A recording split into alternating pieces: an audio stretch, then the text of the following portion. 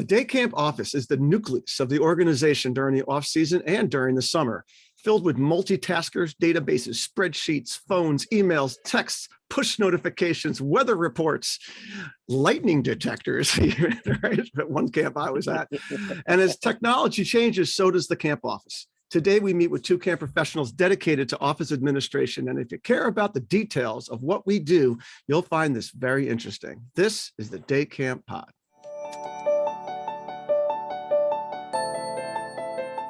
Welcome back to the Day Camp Podcast. I'm Andy Pritikin, Director of Liberty Lake in the Philly Burbs of New Jersey. I'm Sam Thompson from Crystal Lake Park District, Crystal Lake, Illinois. And we are joined today by two awesome camp professionals who are making an art form of the indoor stuff, which without the indoor stuff, we can't have the outdoor stuff, right? Would you guys agree? For sure. Can't be overlooked. So ladies first, Jane, why don't you introduce yourself to everybody? Hi, everybody. I'm Jane Dornbush. I work at Camp Jacobson. I'm the office manager there. I've been there. This will be my 5th summer. And I started not even close to being in the camp profession, but have always been a camper at heart and ended up doing everything that I love to do right here. That's awesome. And just from that voice, Jane, I'm going to tell you, I'm going to tread carefully if I want to borrow a stapler. All right. Oh, there's a whole line I have. When I hand over the stapler. Yeah. What is it? Give it back or I will hunt you down and find you. I've never lost one item in my office. Right now, all of our listeners are smiling because that is vintage right there. Exactly. Pete. Hey, everyone. My name is Peter Goldberg. I am the title changes, depends on who I'm talking to. Office manager, camp administrator, administrative director, travel, transportation, a little bit of it all here at Woodmont Day Camp up in Rockland County, New York. This will be my 20th summer at the camp. I was a school teacher. I taught middle school math before coming to work at camp full time. But when I was teaching, I ran our travel program. I started on property before it was Woodmont with the previous owners at Candy Mountain, and have stayed on and through and transferred over to being full-time and working in the office about, I want to say 11 years ago now. So I've been doing all of this year-round stuff now for about 11 years, running the office and, a little bit of everything. Wow. Candy Mountain holdover. I forgot about that. And so a few of us left. So because we know Sam from this podcast, so we're gonna change your title to Director of Stuff that Sam and Alicia don't want to do. Right? That works.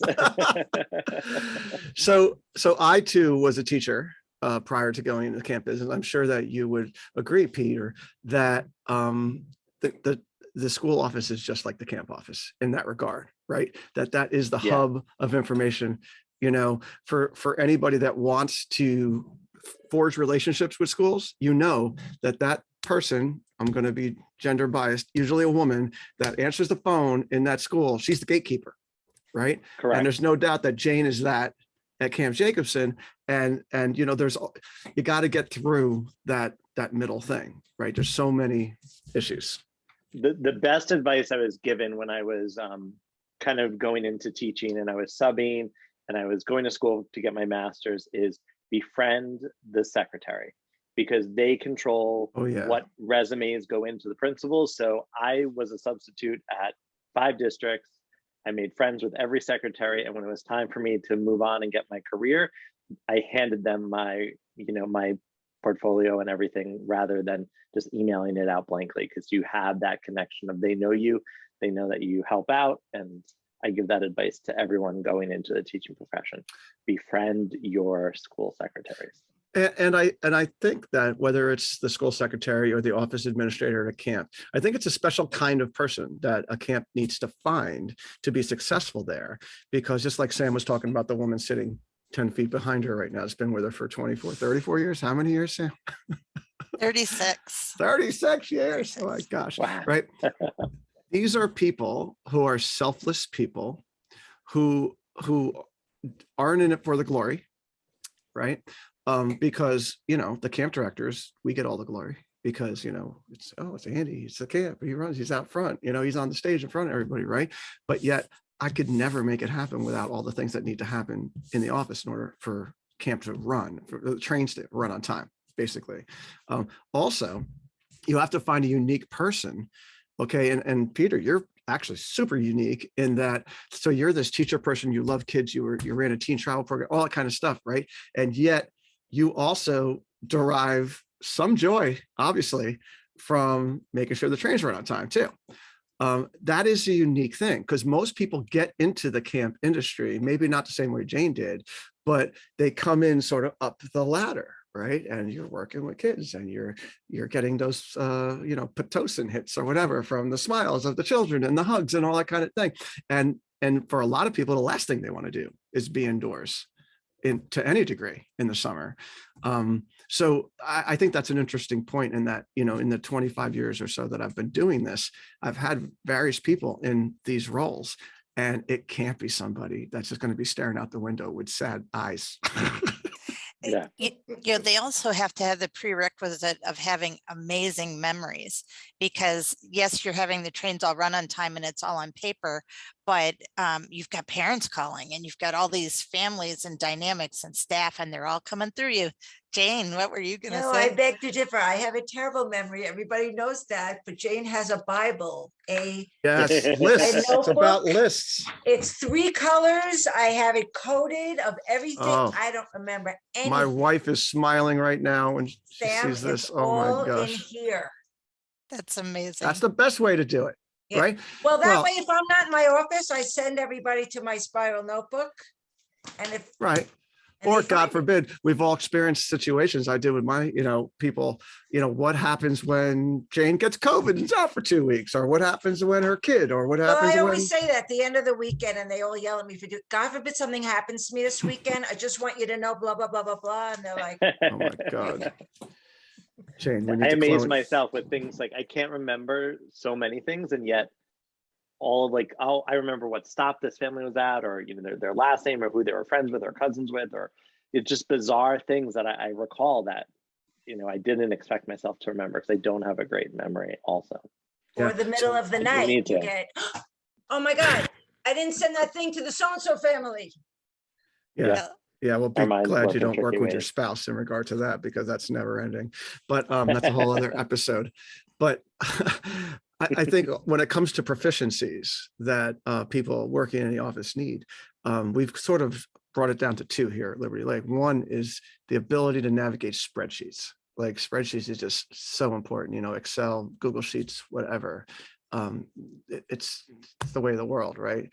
And then secondly, you got to be all right on the phones. You got to be able to be decent on the phones. And I think that's an interesting thing because like us and Sam's friend behind her and stuff like that, we're, on the little bit getting on the older side now. And we remember the days when phones were for talking.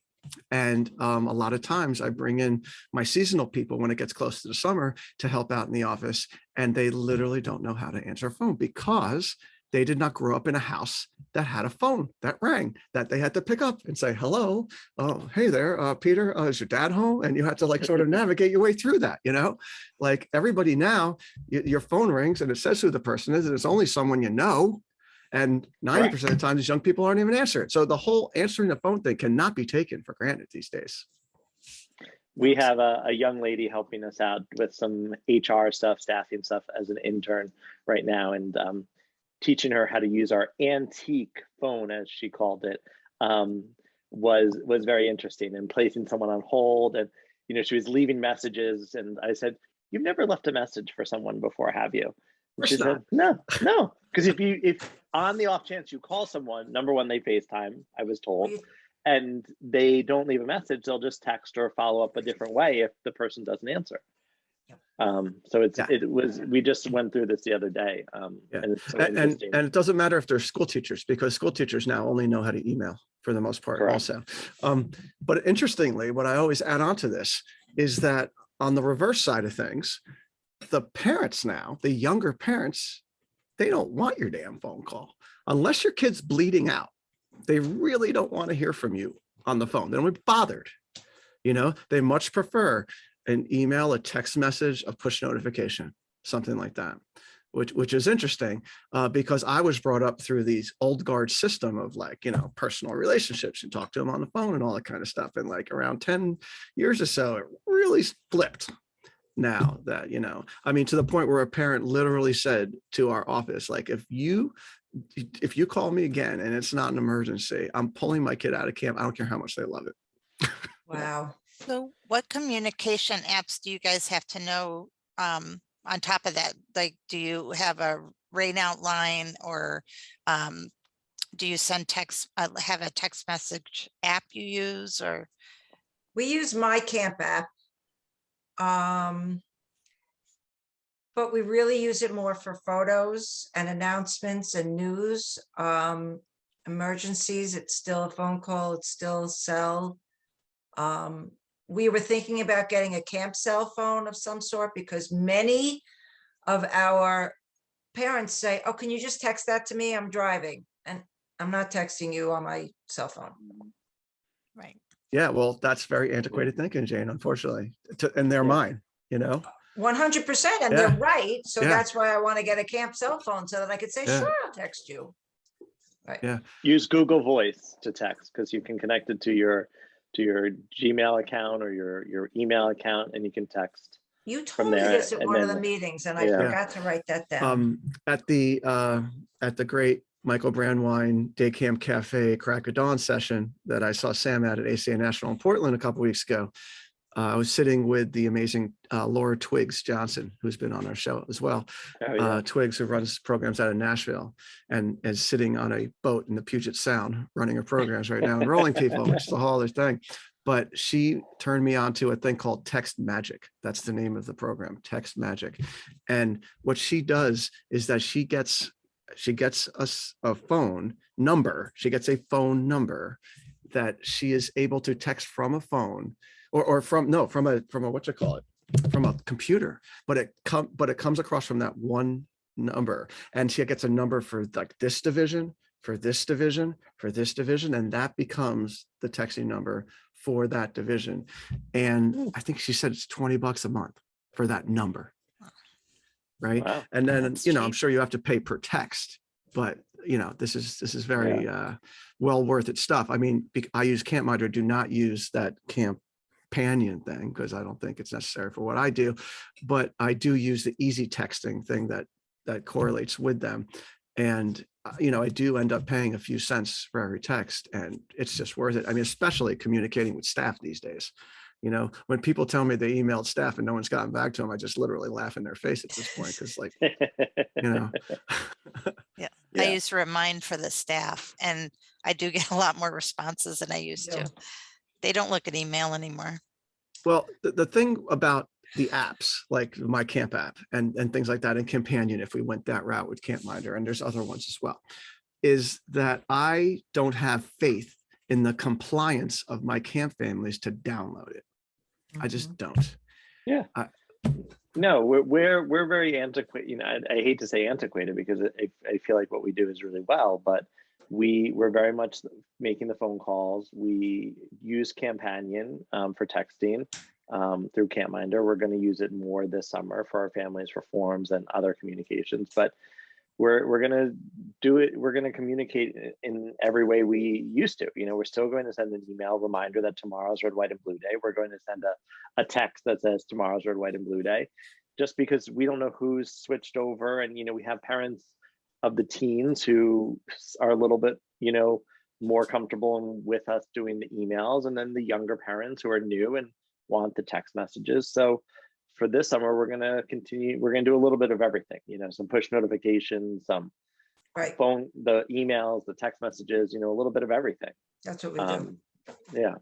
Do you guys do your newsletters as well? I know everyone's a little different. We started to talk about that, but what duties do you each have? And I'm just interested in how the job description varies so much. We don't do a camp-wide newsletter. We have the group leaders give every family or parents what they did for the week as a group. So it's You know, the group leader's responsibility. we Yeah, went well, away from the, oh, sorry, go ahead, Andy. I was gonna say, how big is a group at your camp? 15, 20 kids. And the group leader can be a college kid? It is a college graduate only. College Starting graduate it. only. All right, well, that's a big difference as far as who's communicating, right? So group leader, that's the term Yeah. they use, but it's the head counselor of the individual group. Mhm. Go ahead, Peter. We used to do like a weekly kind of newsletter, email, went away with it during COVID and won't be going back to it. During COVID, both the last 2 summers, Sam and Alicia went on and did like a 2-minute everyday wrap up summary that we posted on YouTube and talked about the day and what went on. And our youngest campers, 3, 4, and 5-year-olds, Kinder Village, get a sticker each day that we put on their back that says, you know, this is what we did today.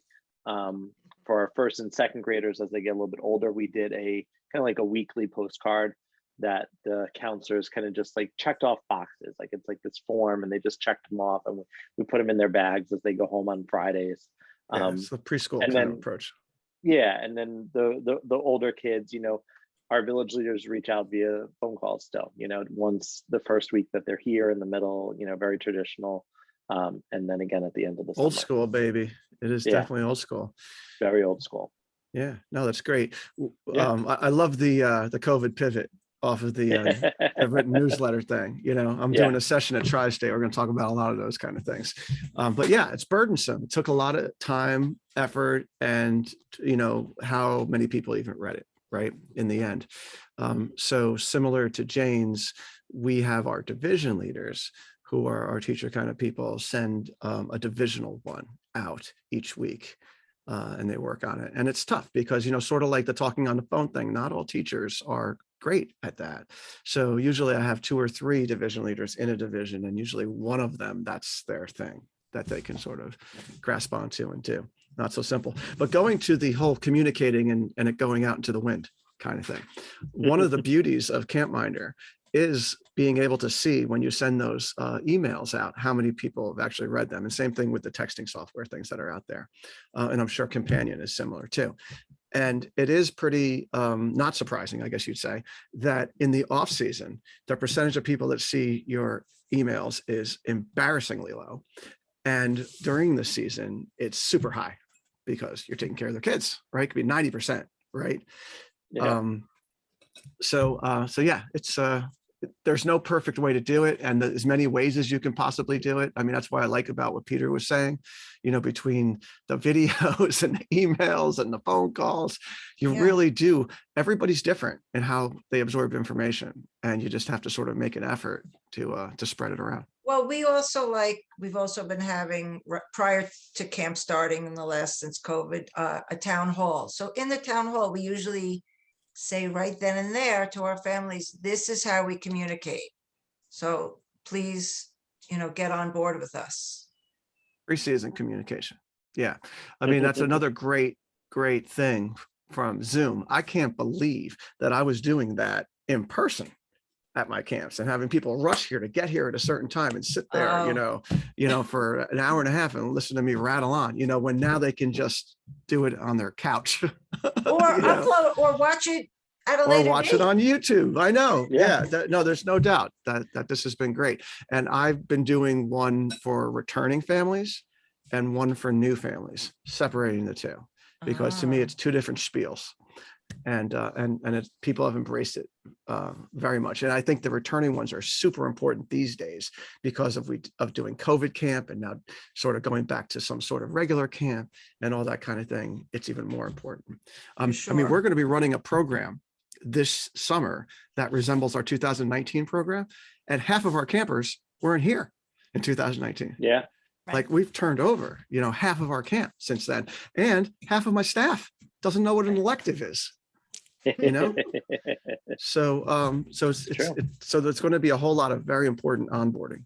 Are you mixing groups yet? Do you know? Yes. Well, I certainly intend to. That is my intent, unless I'm legally not able to. But even if I was told that I couldn't mix groups, I would probably mix them with masks. because I'm just so done with Yeah. not mixing them at this I point. get it. And Yeah. seeing what they're doing at schools and such like that is giving me, motivation to talk that Yeah. way. Right. Yeah. Do you guys get a lot of staff coordination responsibilities as well? Do they all filter through you for assignments and HR and Thank Yeah. God I have Lisa who takes care of all the staff issues. No, Yeah. I deal with the Same with parents me. and families. She deals with the staff. She does actually both, but oh God, no. That's a that was- smart way to split it. Yeah, we transitioned. I did up until maybe 2 years ago. I was doing all the paperwork for the staff, the medical forms, and all of that. And it just made more sense to have our staffing coordinator see it all the way through and do it. Mhm. So our staffing coordinator now is really a full-time staffing person who handles everything staff related. And I, just like Jane, do all the camper and the family stuff. nice? I also And- think it's better if they're younger because I end up lecturing like a mother. Where is your form? You want to work here? Yeah. Yeah, I Liberty Lake's the same, Sam, where our registrar guy, our administrative director person deals 100% with campers because it's enough of a burden. I have lost staff because my HR person is kind of scary.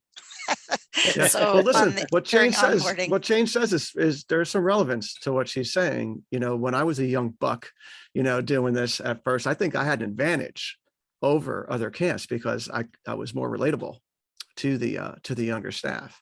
Now I'm very aware because I have 2 kids in their 20s that I am unrelatable. So I'm They moving out of remind you that. daily. And I was coming from being a math teacher, like I am very regimented. There are formulas, there are functions that you follow, and so like you get hired, you fill out your forms, like you don't wait 6 months. Like I'm like very rigid in that sense. So like the staff also didn't like me for that piece because I'm like, it'll take you 7 minutes. This is what I need you to do, and then they don't do it, and then so I was, even though I don't consider Nudging. You myself, were nudging. I don't consider myself on that side of things, but I am definitely less relatable because I'm more strict and I have higher expectations. Right. All right, we're going to get back to that in a second, Peter, because that brings up a very interesting point. But before we do, I want to give a shout out to my friends at AM Skyer Insurance. AM Skyer is the leading insurance and strategic partner for many of the finest camps in America. AM Skyer partners with camps to provide public relations, legal, medical, behavioral support, and more. Experience the AM Skyer difference. And I have to tell you, it's so nice to have them in your corner. I'm talking now to my office people. So when something does go down, right, and everybody sort of looks at each other and starts freezing up because the stress starts rolling in and all that stuff starts being secreted into your bodies that freezes you up, to be able to make a phone call to some level-headed people who hear this all the time, frankly, like, oh, well, you should do this, this, and this, and it's like, thank you so much. Off And the it may ledge. be, I'm going to put you off to the PR person. I'm going to put you off to the legal person. Let me put you in touch with our medical person, right? Because that was a big one for the last couple of years. So to be able to have that group of people, sort of like they're your employees in a way, they're on call for you and it's no extra cost. It's all built into your insurance premiums. Shout out to amskyer.com. All right. And big supporters of everything that Day Camp Podcast does and the American Camp Association and all the conferences that we go to do. All right. So back to you, Pete, my thing about the rigidity. Okay. Because you remind me of my wife with the rigidity. Okay. Because she's an auditor and that's how she was sort of brought up and trained. That's how her brain works. It's like, it's this or it's that, Yeah. and the camp world outside the office very much deals with gray area, right? It's like the land of gray. And meanwhile, you guys are like, no, you don't understand. I have to put it in this column or I have to put it in this column, right? And there's a tension that is just pretty much constant that's always happening, and dialogue that has to happen. And people we know Sam well, he's been on the podcast a couple of times. He's a free thinker, and he'll come up with this idea, and that might be contrary to what he said last week and to what the policy is and all that kind of stuff. And it's tough. How do you guys balance that with your other people that you work with? I think, we've been doing it for a while now, so we have a good kind of balance and understanding of like, I'm gonna, and I feel bad, like I don't want to be like the naysayer and like question, these great ideas and these wild things that we're gonna do. But you're the like, reality checker. I'm the reality checker, so I'm like, okay, well that's great, and let's bring it into, like how can we actually make that happen, and how can, again, we use CampMinder, so like how is that going to be possible doing, whatever we want to do, or It's another custom field, Peter. Don't worry about it. exactly. Yeah, so I mean, we have a good balance because I'm definitely the more kind of how does it work, and again, my mind thinks mathematically, like efficiency, like yes, that's great, but like we can do it, but we can also do it with 2 less steps, and we can not have to involve this many people and make it more efficient. So yeah, I'm very good at that. I am I am a professional organizer on the side of doing this. And so I always just say, you have the profile. Trust me, there's a method to my madness. Trust the process. I promise. Yeah. She is Kathy, type AAA. Yeah. I'll come up with an idea and Kathy will be like, reality check, Sam. Don't forget this detail. It just doesn't work. Yeah. Well, I think an important lesson here that we're talking about is that these people that are sitting in the computer, and crunching the numbers and all that kind of thing, that when big decisions have to be made, even if they're outside decisions, that we're all interrelated here, right? I said at the top of the show, like the nucleus, there's still all these little components flying around it, and everything has to interject with the office at some point, right? It's very true. When I first started, I was not part of the leadership team. It was really more the camp staff. And, I said to the camp director at the time, it's like, I got to be included in all this information. I have a lot. Super important, Jane. And I was on a panel with the Association of Camp Nurses a couple of months ago with a whole bunch of nurses all over the country, and I made mention that my head nurse is part of our leadership team. And I'm telling you, everyone on that call was like, "What? Your nurse is on your leadership team?" And I'm just like, "Yeah, she's the head of the freaking health department of the health department of our camp." And the same thing with the office. I mean, like, almost our entire office staff is on our leadership team, because to me they're that important, because they're answering the phones. They have to be able to understand what the hell's going on out there. Yeah. When we had our conference at Disney, they had a speaker from Disney talking about the best thing they ever did was get suggestions from the people who are actually doing the work, because you guys know how it's going to work. So. Yeah, for sure. It's always easier to work together instead of saying this is what we're going to do, and then going back and having to debate or discuss, well, it doesn't work that way, this doesn't function that way. To be able to create it together is always makes everybody feel good about it. Then another math question here. Okay, let's talk about changes. Okay, we're at day camp. Okay, so what do you guys tell your parents? I mean, I'll go first. All right. So, as far as this kid's not going to take the bus home, or this kid is getting picked up early, and like that kind of stuff, like what parameters do you throw out there to your parents, right? So we are very big on we need to know by noon kind of thing. That's what we say. And we actually have a Google Sheet document, right? That has, we used to have, back in the old days when we were functioning like, Woodmont does now, joking. We used to have a change book. We used to have a change book that was literally like a book, right? It was a booklet, and every day was every page was a different day. Right. And we would write it in there. So we would find out that next week, Peter Goldberg is getting picked up at 2:00. Right. So we would write it in there so we'd all know. Right. We have now gone to a digital version of that. It's an online Google Sheet, but every tab is a different day. And it actually gets shared with the guy up at our front gate also. So that person knows the ins and outs that's happening. And if people are getting early, he adds it to that. The office can see it. And oh my God, that has been such a godsend. Does the guy up at your gate have a computer? He does it on his phone, but I would give him a tablet if he wanted one, but he just does it on his iPhone. He's got a big screen iPhone and he does it with that. But our drop dead things, it's 12 noon to make a change for afternoon dismissal. And then another big thing with us is that you cannot do anything. You cannot come pick up your kid, nothing between 3 and 4 o'clock. 3 and 4 o'clock is our blackout period. And nothing can take place then. I want everything to be static at that point so that our people like you guys can take solace in the fact that at 3 o'clock, everything ends and we can put out all the information for dismissal. So you guys if go somebody around. wants to come and drive their kids to camp or pick up at camp, you don't have that, or they come after 4? They have to come before 3. The dismissal is at 4.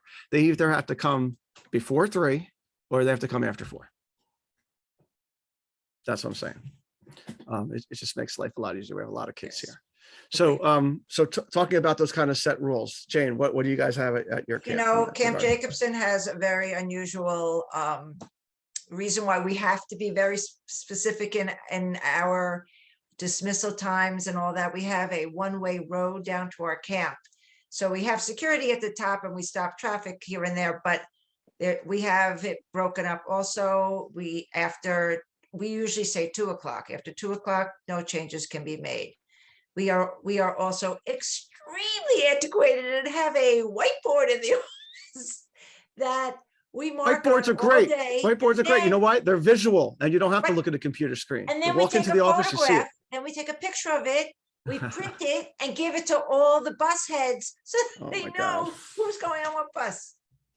That's funny. That's funny. My friends up at Everwood Day Camp, I've seen their whiteboard and it's terrific. It's separated into sections and it's kids that came in late, kids that left early, staff. It has staff to say similar things, who's absent staff wise, all that kind of stuff right there. So that's universal. You walk into the office and you can just quickly see it. I think that's wonderful. We don't have a specific time that we tell families, but we say you have to give us at least 30 minutes notice if you're going to pick up early. We close our hill just like you guys do from 3 to 4. We don't allow any pickups. If you take a bus, you can either pick up before 3 or after 4:30 because we also have our families. We have about 175, 200 cars that drive every day and pick up and drop off. So during that time, you can't come up in a unmarked car without a car tag and a number. So if you're typically a bus person, then you have to wait till after 4:30 to pick up. And I want to say I feel a little bit less antiquated than everybody because I use CampMinder to do all of our reporting for attendance and exceptions. Because if we have a database that we can use, and we had to adjust a little bit of how, again, my mind thinks it should work and put it into CampMinder, but we put in every pickup early, every late pickup, every bus change, every camper change into CampMinder as what they call an exception. And then anyone looking at the computer screen can see for that day who's going home early, late, and what their thing is. It's right on their main screen. And then we can print right from there the daily report, which we hand out to all of our administrators that say, we highlight, their kids and say, these are your kids that were absent, going home early, going home late, on a different bus, your daily exceptions, your changes for the day. And then that just goes out and I think that's Now I'm a little different because I'm in a public park or I'm at public schools. So I have 4 different locations, but they're all public. So there's no keeping the parents from coming at any specific time. They're not allowed in the buildings. They have to stay in the car, give us a call. We deliver the child. Thank you, COVID, for that one. But each location has a cell phone that they enter. Some of them enter all their parents' cell phone numbers in the beginning so that the name will come up when they do text to say there's an exception, or we'll text them from here and then they give it to their counselor. So the director and assistant director get all the messages and it filters through them then to the counselors for those changes. Gotcha. Peter, Very cool. you're one of the only camps I know that uses the CampMinder day camp travel. So fully. I mean, honestly, Fully. it's great. Yeah, fully. We use everything that you can do with it. We use it for. Yeah. We squeeze everything out. Yeah, well, I may have my transportation coordinator give you a call to get mentored on that, because there's always been obstacles for us for some reason. But that being said, Dan Koenigsberg, we expect free drinks at the next conference, because you're getting free advertising here, big time. And I'm happy to share, because again, my mind, I have a daily checklist that it takes our attendance person to do, with an attached 5-page document of how to do each one of those steps to make it all work. Because it's a lot to train someone new to do it. And, you know, it's a full day job in the office to take attendance, you know, match it up to the group in the bus and get it ready for the afternoon dismissal. So it's one person's full job. So it's very detail oriented. And it's pretty freaking important. You know? Yeah. It's like the most important thing. Yeah. Wow, that is admirable. Let's talk about bunk requests for a second here. Okay. Well, how accommodating are we? What is the language you use? How do you sort of rank these things and all that kind of stuff? And now that bunks are getting filled, and people are still making requests and are like, my kid can only come if they're with this kid and they're coming these weeks and blah, blah, blah, and all that kind of stuff. Seems to be a perpetual headache that camps deal with.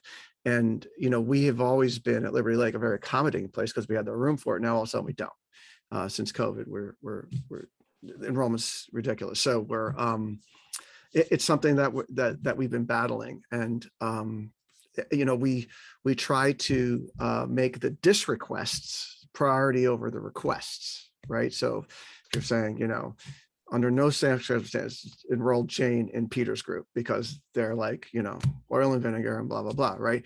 So we do, but then, so if Jane's mother is saying that, then to us, then Jane doesn't go in that group with all the other friends from their neighborhood that are signing up. But then of course, Jane's mom's angry at us because Peter's the pain in the ass. Why isn't he kicked out of the group? You know, well, he's not requesting. His mom's not requesting. So I was just wondering if you guys had any thoughts on that kind of thing. I mean, we don't have as big a camp as you, so I don't think we have a problem to that level. We have you can request up to 3, you guaranteed 1, it has to be mutual. And the same thing with the requesting, I definitely look at that first. I think that's much more important. So with the has to be mutual thing, then you have the situation with this parent signs up in September, right? And now you got a kid that's signing up in April, right? Are you running reports and comparing things? Like, not really, because we know which kids like to be together anyway. I mean, so many of our campers, especially when they're matching each other up or want to be with someone, they've been to camp a few years already. We know who's who. So it has not been a problem yet, but like I said, we're much smaller, so we just haven't had the problem. Well, in some ways, smaller is tougher, less groups, less flexibility. Right. You know? You don't like this kid? Sorry. This is your choice. It's harder for the request, but it's easier for the request because they're all going to be together potentially. Right. Because there might be one other group of the same age. Yeah. So when you guys are grouping, are you pretty much moving this group, this 3rd grade boys group? They're going to be the same 4th grade boys group? Are you just sort of going with that? Or are you sort of started from scratch? We don't start from scratch. Yeah, we don't start. Sam, and I don't actually do the grouping because at our camp, Sam does all of our tours, meets all the families, knows all the kids. He's outside. You know, I can tell you what a kid's name is and what bus they're on and maybe what time they get picked up.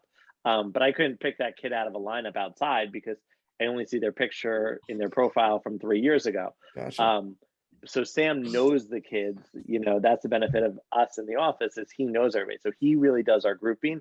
But we do pretty much move the group up from 3rd grade to 4th grade, and then add in, you know, the new pieces, the kids that left for sleepaway. We don't have too many problems matching everyone's requests. And then it's just when we get that request, like you were saying, where the everyone else like, well, we wanted her in our group, but you know, she didn't want to be with that one person. So, once in a while we have to, Right. Sam has So, those so conversations. I'm refining my just request language now so that it's just blatantly, if you just request a child, it is likely that your child will be the one that's moved out of the group. Yeah. Right. For sure. Because yeah, I think these parents think they can play God and start making my groups for me, you know. And we also don't send out, I don't know when you send out your group stuff, we don't send it out until the Sunday afternoon, right before camp starts on Monday morning, so that there's not a lot of time for, you know, holy issues to cannolis. arise. Yeah. Holy cannolis. It is the last minute of the last second. And I mean, Same. part of me wishes we sent it out earlier because I get so many questions those last 2 weeks of June. But I know it's much easier to send it out on that Sunday. And you're similar, Jane, like that? Yep, same. What about you, Sam? They find out when they get there that morning, who they're in and who their counselor's in. You thought you were tough, Peter. And you know, the problem I run into is like Pee Wee camp only has 6 in a group. So if they're coming with a sibling, they want to be together, they have a friend request, and it's like all of a sudden you've taken over this entire group. So we do limit them to 1 request, or Wow. you know, the It's like just request. Christmas morning at Yeah. Crystal Lake Camp. Yep. Yeah, that's interesting. We So do. We Counselor do meets them at the car. That's how they find out. Oh Sorry. wow, no, that's Yeah. great. Wow. Unique.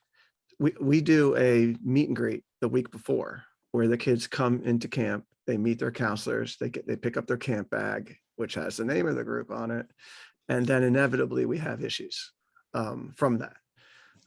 Which I'm sure you guys have, you know, the first day, whatever, you're just getting your issues, you know, once the train's rolling, we're getting it as the train's about to leave the station. But yeah, it's an imperfect science. There's no way. We don't give no way it around out unless they ask, mind you. So we're Oh, you not don't? handing it out like Peter said the day before. We start to hand it out only if they're asking who's in their group. We'll send it to them. But then a week into camp, we're just letting you know, we want to send a contact information sheet. Do you want to be included in it? Gotcha. Yeah, it's very interesting. All different, you know, and it could be argued customer service levels on in all different ways with that. Yeah. I mean, most of the time people want to be included in it, of course. But then there's the whole issue of, well, I don't know, it's been wonderful the last 2 years where there's no bus sharing. Mhm. So Yeah. So staying along the lines of, well, I'm going to talk more about changes in a second. Let me just plug first our friends at CRS, Commercial Recreation Specialists. They are the fine purveyors of the best recreation solutions to keep camp going strong. Check out their website at crs4rec.com because CRS is serious about fun. And, you know, they've got lots of really funky things, and we talk about a different one every single week. One thing I'm dealing with them right now is the shade covers, right? The big stretchy shade covers that cover areas, because ladies and gentlemen, we got this thing called global warming, and it feels like the sun's getting closer to us every single year, or it's burning away the atmosphere. Something's happening. And, you know, we are in 2022, not back when we were kids where our parents put baby oil on top of themselves and sat in the sun. So, you know, staying out of the sun is a big deal, right? And those big, long, stretchy things that the shade covers, man, they're more essential than ever. You know, and when you go down to camps in the South or countries that are in the southern part of the hemisphere and all, you see a whole lot of shade coverings on top of playgrounds. Just on top of entire playgrounds, and certainly in all sitting areas and assembly areas and things like that. It's something that we didn't worry about, you know, a generation or two ago, but it's something that's on the forefront of everybody's mind. So if you're looking for that kind of stuff and having it done professionally, because let me tell you, you can go to Amazon and you can buy shade things for $150, and you could have your maintenance guy Jimmy rig it and, you know, rip it in a year. All right. Or you can have things, you know, you get what you pay for. So you want to get it done right, and be up there for 15, 20 years, then call CRS, Commercial Recreation Specialists, serious about fun, crs4rec.com. All right. There we go. All right. Changes. We're going back to changes. Okay. It's a great Yes song. I was about to sing it, but I'm not going to. If anyone knows it, they're singing it to themselves now. All right. The there when somebody, so let's say it's like May, right? We're getting close to the camp season, right? Groups are relatively set. You're working on your bus routes and stuff like that. And now Mrs. Wiedemeyer calls and she has a big change. She's pulling out a week 4, or she's dropping this, or she's not taking the bus, not doing this. How does the flow of information work through your office at that point so that it gets to the right people and gets input and that kind of thing? Do you have like triplicate pieces of paper, or is this Peter's just typing it in and we're moving on? Like what's going on? Me, I mean, it's whoever's, in the office, but we literally just go in CampMinder, make the change. I copy the accounting department. We also don't have the refunds after May 1st. So there's not, what else has to be done? Then I copy the division head. When you say copy, what do you mean? You sending them an email? Like, what are we talking about? Yep. Okay, I'm just curious. Yeah. It's an imperfect Copying science. them. We also talk about antiquated. We still do paper bus notes that go into the mailboxes of all the group leaders, and on, the bus counselor gets it. And so-and-so will be not coming back as of this Monday, so they Look, get it. by the way, when I say antiquated, I say that tongue in cheek, okay? Because I literally told my administrative director that we should just forget this and get Delaney books and go back to Delaney books with the little cards and the things, because it's getting so confusing right now. Here we are in, beginning of March, and there's so many changes and we're booked up and blah, blah, blah. And it's so hard to be looking at spreadsheets on CampMinder and going to the grouping thing. Right, CampMinder, it's a wonderful thing to be able to drag them into groups and all that, but it's very hard when with the requests and the dis requests and all these kind of things to figure things out. And sometimes just looking at a 1940s Delaney card book is literally the way to do it, or a big whiteboard or something like that. So sometimes technology could take you down a path where you just want to shoot yourself. Yeah, good luck with that. Good luck with proving that to the others. The youngins. Yeah, right. Yeah.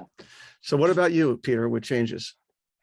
If it's before the summer, it's really just into CampMinder, because if the way that we do things, maybe because we're a little bit smaller, but if it's May or June and someone's telling me they're not going to be coming week 4 now, where they're switching from week 4 to week 6, if I change it in CampMinder, it doesn't affect our group. It doesn't affect our bus. Maybe in the group last summer, it would open a spot in week 4. And all right, let's say we're a week before camp or something like that. Okay, let's make it a little closer. Again, I'm really just putting it in, unless it's during camp and it's like the reports are printed for next week. I just have to change it in CampMinder, because I don't print our bus routes for the week until the Friday afternoon. I don't print our group reports until the Friday afternoon before that week. So I don't need to tell a division leader that, Joey's not going to be here next week or week 4, because they just know Joey's in their group and they're contacting the parent and they're staying in touch. And when they call them to introduce themselves in June, they're looking at CampMinder, they have it pulled up on the screen. And if I just changed week 4, they're going to see that week 4 is not there. So they're not confirming, oh, he's not here or he is here. So there's very little that we do with notifying people. We don't give a refund after June 1st anymore. We kind of pushed it back a couple of years ago. So it's a little bit later. So if someone's canceling a week in June, they're not getting a refund, and that just stays in their account for when I move it into the future season. So I don't need to right, but that's you. Changes. I'm talking, what if you like, if like the 3 rungs down, the ladder is the one that answers the phone that gets this request to drop this week and all that kind of thing. They're not going into CampMinder and changing their financials. No, it all comes to me. They all come to me. Right, but you're outside. You're fixing the sink. You're a constant. You're omnipresent. I'm a constant. I'm omnipresent. I'd like to see you. I'd like to see you fixing sinks, Peter. Peter's like, I have a catheter. All right. Yeah. Yeah. If I'm not at my desk, they'll take a message and I'll call them back to confirm it. Or so that's actually really interesting. It's streamlined. That's one way that you guys control it, is streamlined. I'm the hub. Everyone hates when I say that, but like everything comes in and out of me for those types of changes. For Interesting. transportation, the one thing that, again, to keep it a little bit streamlined, when someone new adds, or someone that was going to be a car now wants to be a bus, and it's May or June and we've already started our routes, we have kind of like a flow chart of who needs to be notified for the bus more so than just group leaders. So if I get a new enrollment and it's June, I have this sheet that I fill out and give to my transportation person who helps me, that says this person's added, here's their address. And then they have like a checklist on that note that says entered into CampMinder, entered into the map, printed a new route sheet, notified the bus counselor, notified the bus company, notified the parents that now they have their route and their time, and sent them the email with the confirmation. So for transportation, those changes, again, if it's just switching a week, it doesn't affect the route. So for us, we don't need to notify anybody, but it's like adding someone completely new into the transportation world. I guess it's a crappy question, because the fact is it's different every time of year also. So this is what I'm thinking now. So let me plug your little work group that you have going, your little informal work group, because Peter has this group of camp admin people in the Northeast that absolutely could be spread out to across the country, because frankly, they do things in California a whole lot different than they do in New York. And we learn from each other. You want to give some information on that so they could potentially be part of that? Because I think it's a great thing, because it's a kindred group of people who tend to work in silos and really not know what the next guy does, kind of thing. It stemmed from our day camp conference actually at Liberty Lake a couple years ago. We were supposed to take a tour, and we grouped by kind of your role in camp. So all of us camp admins, office people got put in a room. We started in the office, and because we all like to talk and we never get a chance to talk to other like-minded people, we stayed in the office the entire time and talked about how we did things, shared things. And that's where the idea really stemmed from, of like, we need more opportunities to talk to people, because our roles are so unique that, one, we need people to run ideas off. How do you, do your attendance? How do you use, your database for this? What bus routing software do you use? How are you collecting forms and notifying parents? And what technology pieces are you using that we haven't used before? How do you balance your workload and your personal life? Like conversations like that. And so we now meet roughly 3 times a year. We'll have a meeting in November, either in person or via Zoom in January. Then we have a roundtable at the Tri-State Conference, with ACA in March. And then we kind of leave everybody alone until after the summer again. And when we did it, we first started in person because we wanted to network and have people that we can, connect with. And I would then go with a smaller group and go to a camp and like actually watch what they did in the office, not during the summer, but, really look at their, it's really their behind the scenes stuff. And, we would all say, well, this is what we do. And this is what we do. And then we went to the Zoom world for the last 2 years, and we were getting 60 or 70 camp admins from all over the country, down in Virginia, out in Chicago, up in Canada. And although state restrictions are different, or, guidelines were a little different for that, overall, what we do is very similar, and we're able to share great ideas and, connect with each other.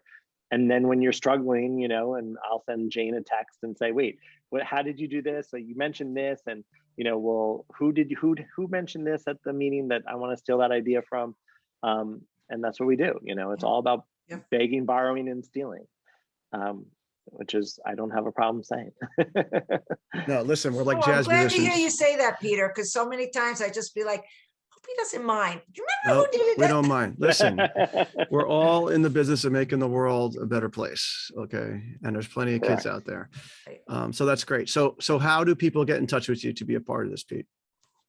We have a group on Facebook. What is it called, Jane? Summer Camp Admins. Summer Day Camp Admin, Summer Admin. All right. Well, listen, I'm not a great Facebook person. Listen, we're going to have this in the show notes. Okay. So go to daycamppodcast.com, and Peter will send it to our boy, Matt, and we'll have it up there. All right. And you can join this thing and be part of this crew. I know that my guy, Joe, has gotten a lot out of it. And then also check on the ACA website, because we will, they Yes. post our events. So they post them on their conference page Yeah. and Well, their information. So you right. can, join us that way too. So, Peter's camp and my camp, we're very involved with ACA up here in the New York, New Jersey area. But I implore you people who are listening all over the country to implore your local ACA conference. When you guys have conferences, you guys should be doing roundtables for admin. This is something you got to take initiative on this, because otherwise your camp directors are going to be doing lots of sessions about staffing and about, whatever, and forgetting about, what to many is the most important part of getting the trains to run on time. All right, we have to wrap it up, folks. But thank you so much for coming. I really appreciate it. This has been super. So my thought for the future, Peter, is that we're going to do one of these every single year. Okay. And we'll have, and what we're going to do is we'll have a different time frame. So we'll do like one during like re-enrollment time, one during like the lead up to camp time, craziness leading up to camp, and then one during just during camp, right? So the next one we're going to do next year will be during camp. We're going to go right into the fire. Okay. Oh, you want to meet and talk during camp? No. I'm saying that's what the topic is going to be. We are not doing it during camp. No. I am unreachable from middle of May till the end of August. Don't even try to contact me. Even my family members know this. But no, it's going to be about the summer, week 3, Wednesday. That's what's going to be the name. Okay. I want to thank the Go Camp Pro team, AM Skyer, Commercial Recreation Specialist, for allowing us to bring this podcast to you. If you like what you hear, subscribe to the Day Camp Pod on your favorite podcast platform. Check out our show notes from this and other episodes at daycamppodcast.com, as well as contact information for Peter, for Jane, for Sam, and for myself. And thanks for listening and making yourself a better Day Camp Pro. We'll be back in 2 weeks with another episode of the Day Camp Pod.